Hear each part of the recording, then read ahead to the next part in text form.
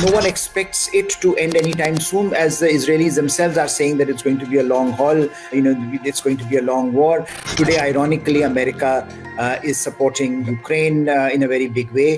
The real strategic challenge, where the focus should be, remains China. I think it's a short-term tactical move by the Chinese, which they realize that given the economic challenges that they face, how Sheikh Hasina deals with them, I think it's very likely that she would emerge as a winner. The worst possible outcome is those power centers don't work together. They work in different directions. I think that is very difficult both for Pakistan and for others who want to engage with Pakistan.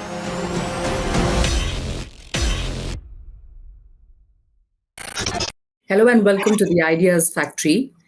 I'm Nagma and we wish you a very happy new year. This is the first episode of the Ideas Factory in this new year, and we will be looking at some of the broad trends that are emerging in the world as the world sees two big conflicts that are still continuing, the Russia-Ukraine war, and of course now the conflict that we see in West Asia, the Hamas and Israel war that is continuing. In fact, that is getting further aggravated, and there is a fear of the war spilling over in the entire region. The lines have been drawn very sharply, and there are two sides that we see. So, what are the broad themes that are emerging out of the world order in this year? We'll be looking at that. A very warm welcome to you, Harsh, for joining us. Hello, Nagma. Happy New Year to you and to everyone else. So, Harsh, when we look at the world right now, we are in the middle of two very big conflicts. The Russia-Ukraine war continues, but in the middle of that, there is a new conflict that has been going on for the past few months, and that is the war between Hamas and Israel. And now there are many other countries that have also, in a way, joined in, not directly, but we see the involvement of many countries around the area, be it Iran or Lebanon, and the recent attacks on Iran. If we can begin with, what do we see in West Asia, and what are the trends that are emerging out of that region? Will that war spill over? The lines have been drawn very clearly and sharply, and we see two very divided house there, because when Iran was bombed, then Russian president also gave out a very strong statement. Here, US has been issuing warnings. So we see that division very sharply there. Will that war now involve more countries and spill over in the region, and in a way also affecting the global economy? Yeah, so Nagma, I think the biggest aspect of the world order today is that how significant hard powers emergence has been strikingly, important in how states are wielding hard power to achieve their objectives, national objectives. And I think that in some ways encapsulates the multiple conflicts that we are witnessing. And you would recall that perhaps in some ways, China's assertion of its own military dynamic across East and Southeast Asia, and then, of course, with us in the Himalayan borders, perhaps paved the way in some ways for this changing dynamic, where other states also feel comfortable in using hard power in ways that are becoming very apparent. Of course, we are talking of two big conflicts, but we also saw last year the Nagorno-Karabakh, Armenia-Azerbaijan conflict, and that also erupted, but that was in some ways that led to a decisive conclusion, that met a decisive conclusion. But in these two cases, particularly now as last year's war in the Middle East has been dragging on, and no one expects it to end anytime soon, as the Israelis themselves are saying that it's going to be a long haul. It's going to be a long war, and multiple fronts have been opening up. Lebanon, you have Iran, and as you pointed out, the geopolitical dimension where Russia, Iran have come together in significant ways, at least rhetorically, and of course you have a very silent China playing, God knows what maneuver in the region, and of course Americans taking a distinctive position on this issue very solidly. At least Biden administration standing behind Israel so far, though voices of discontent rising in the US as well as the war drags on. So I think the issue, the threat of this spilling over into neighboring areas is already visible. We have seen, for example, the Lebanon front open in a very dramatic way. And of course, what has happened in Iran shows us, where it can go. But I think there is, of course, an interest, and there would be an interest on the part of Israel to keep it,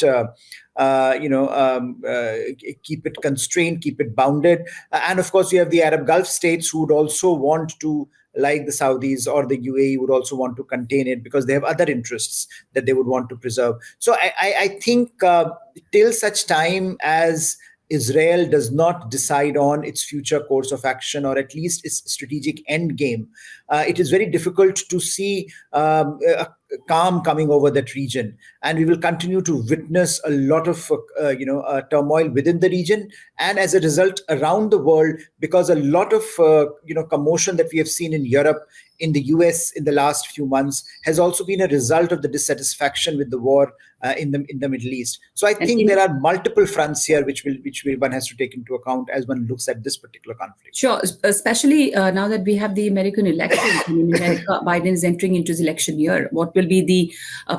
Do you see it impacting the elections there? There are, of course, there's a group of people who are very anti this war and the kind of atrocities that we've seen in Gaza after the Hamas attack and the war started. So the opinions are divided very sharply. And then the Russia-Ukraine war. So how are these things going to play out in this year, considering it's also an election year? Yes, Americans, it's very ironic that many in the US, for example, and especially as you would recall during end of Obama years and then Trump years, one of the biggest rallying cry was that no more wars, no more foreign wars, and we will not support them, and we will sort of withdraw from these multiple theaters that America has been engaged with. Today, ironically, America is supporting, Ukraine in a very big way in its struggle with the Russians, and you have the support for Israel. And as you point out rightly, in the US, it has become a divisive point, particularly, I think, for Mr. Biden, whose administration stands solidly behind Israel, but various constituencies that have supported the Democrats, the youth in particular, seem to be deserting the Democratic Party on this issue. If the polling is to be believed, if the polling numbers are anything to go by. So I think for Mr. Biden, this is going to be a very, very challenging issue as to how he continues to support Israel, and at the same time continues to build his own campaign, which is also in quite a shambles, if one can use that word, because there is no wider narrative that has yet emerged from Mr. Biden, although he has just given a speech attacking MAGA and Trump. But by and large, there is a mood emerging that he's losing the narrative war, that Trump, despite all his legal challenges, is still the front runner, and that is going to hurt him, because if his own constituencies do not support him solidly. So in this particular case, I think wars and both Ukraine and Middle East are going to be in some ways going to be a drag on his candidacy. And similarly, I think we are seeing in Europe, there is a lot of dissatisfaction with continuing Ukraine war. There is many countries are openly expressing their displeasure at the war dragging on, because the impact on ordinary individuals is quite high. And I think that is having an impact at a societal level on the politics of the European countries. And similarly on Israel and Hamas war, there is a lot of divisiveness that one is witnessing in Israel. So I think if you think of West as a unit, you see a lot of divisions there, which I think will be a constraining factor as the West decides to tackle some of these challenges. And broader challenge, Nagma, remains that for many in the West, the real strategic challenge where the focus should be remains China. And anything that distracts from what is happening with China and in the Indo-Pacific becomes a problem. So I think for many, from a strategic point of view, that's a question that many Europeans and Americans are asking. And I think many for example, in the Indo-Pacific would be asking as well, as to what happens to this part of the world if the energies, diplomatic, military, political, are being drained out in the Middle East and in Eurasia. Yes, of course. So the big question remains whether we will see an end to these conflicts, the Russia-Ukraine conflict and the war that's being right now fought in West Asia. While we talk of that and we talk of China, very interesting to also note the the change in approach that we now see in the China's approach vis-a-vis United States. So how do you see that playing out, Harsh? There have been a lot of the relations have been tense over a range of issues, whether it's national security or there are global conflicts or Taiwan or the climate change, many issues. But right now, as China and US celebrate like the 45th year of the start of the diplomatic relation, we've had statements coming out from China where they say that cooperation is no longer an option, but it's an imperative. So uh, in the US-China relationship, how would it unfold? Do you see a change in approach there? I think for China, it certainly makes a lot of sense to change track on the US, the Xi Jinping's speech at the year end was an acceptance in some ways of the economic turbulence that China is facing. He acknowledged the problems Chinese economy is facing, many Chinese are facing. And I think that's a recognition that China has to change course in some ways. And the easiest thing for China to do is to reach out to the US and in some ways stabilize that relationship, because if there has been one factor systemically that can derail the China story, then that is America and the cloud that America wields in the West. So I think Europe has tried to do two things. China has tried to do two things. It has tried to reach out to Europe separately. And it has tried to, reset the terms of engagement with the Biden administration. We have seen a number of visits. We have seen the Biden Xi meeting as well, and Xi's visit to China to the US late last year. But for the US, it's very difficult to see how American policy changes dramatically over the course of next year, especially as this is an election year. And I think during an election year, it would be very difficult for any candidate to even make a modicum of conciliatory gesture towards China. I think Americans are now set on a strong, robust China policy, whichever party if you can think of. Apart from Mr. Trump, who is unpredictable, I think the two parties and the mainstream view in the two parties is quite serious about the China challenge that America faces, and I think that's going to be the trajectory from their part. And any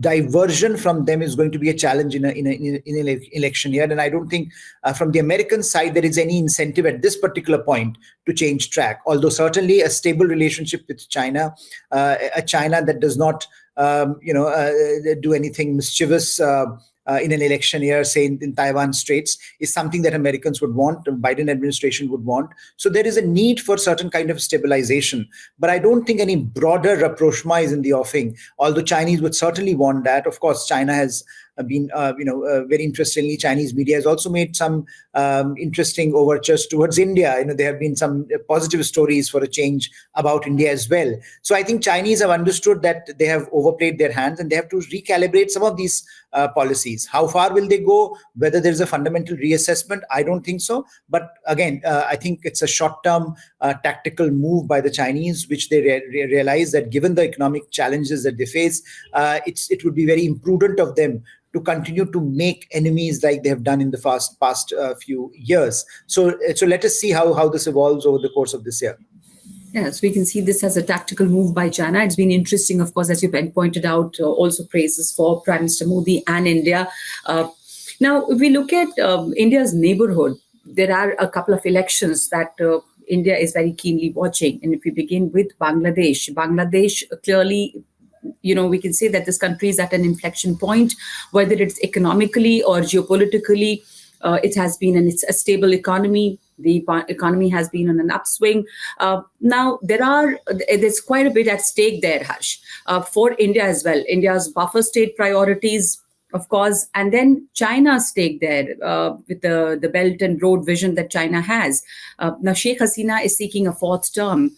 What is at stake for India there, and how important are these elections in Bangladesh in the sense that what could be the impact of a change in regime or the Sheikh Hasina government continuing?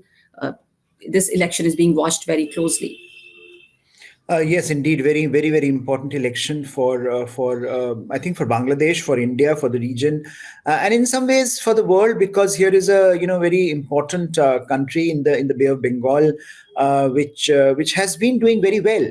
So Bangladesh, has been a success story in economic terms, and in some ways you have to give credit to Sheikh Hasina for giving it the kind of political stability that allowed Bangladesh to achieve some of the results that are now that it is now showing. So certainly in that sense, Bangladesh has done well for itself, and something that India can also be a stakeholder in, because India would want its eastern periphery to be stable and to be prosperous. So in that sense, Bangladesh has been a very important partner, and that we know the kind of investments that Mr. Modi, his government has made in crafting a relationship with Sheikh Hasina's government. So certainly there will be a lot of interest in seeing a continuation of the Hasina government in Bangladesh. But of course, we know that it's going to be turbulent, given that the opposition may not accept the results, or given that opposition may continue to protest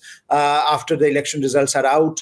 And so, how Sheikh Hasina deals with them, because I think it's very likely that she would emerge as a winner, given the circumstances. But how then she deals with the protests that are inevitable?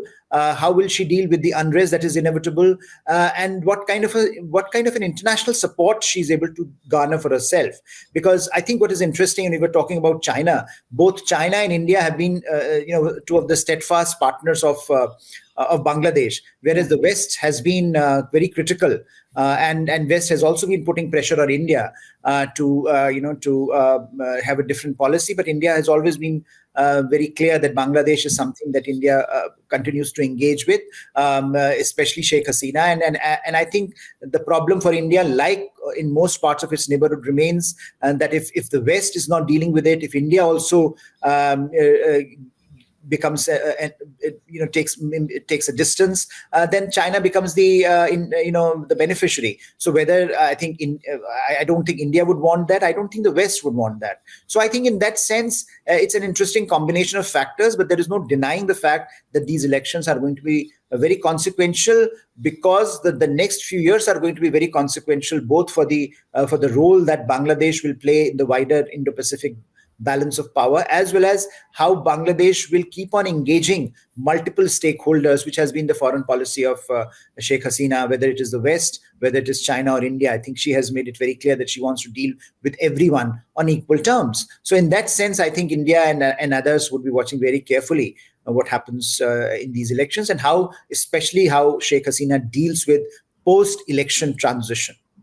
Another election, very important election to watch out for, is Pakistan. Apparently, the Senate has approved a resolution for delaying the elections, but as a former prime minister is in jail, he's been calling that this election would be fast. The Pakistan elections, what do you expect there?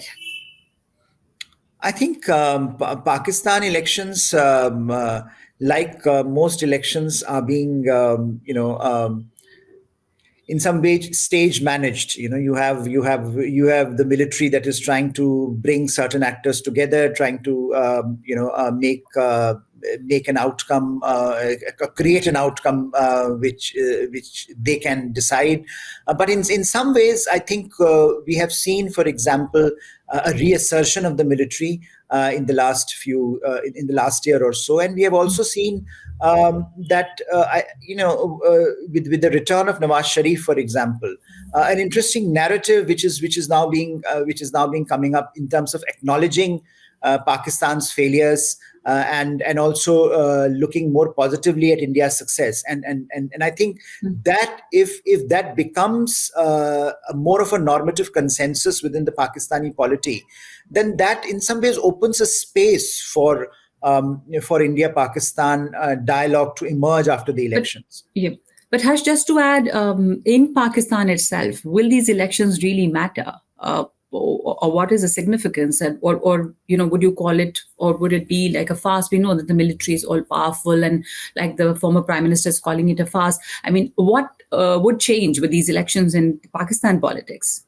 I don't think much will change. I think You would recall when Nawaz Sharif was brought to the center stage, the rest of the political parties were saying that it is stage managed, it is a farce. And now when Imran Khan was brought to the center stage, the rest of the party was saying that. So I think now that Mr. Khan is in a difficult position, he's calling it a farce. So I think that's par for the course in Pakistani politics. I don't think, but we should see a strengthening of democratic institutions to be one of the outcomes of these elections. But I think certainly if you can have some political parties which can work with the military in some ways and generate some positive outcomes, is the best you can expect, because you have multiple power centers, and the worst possible outcome is those power centers don't work together.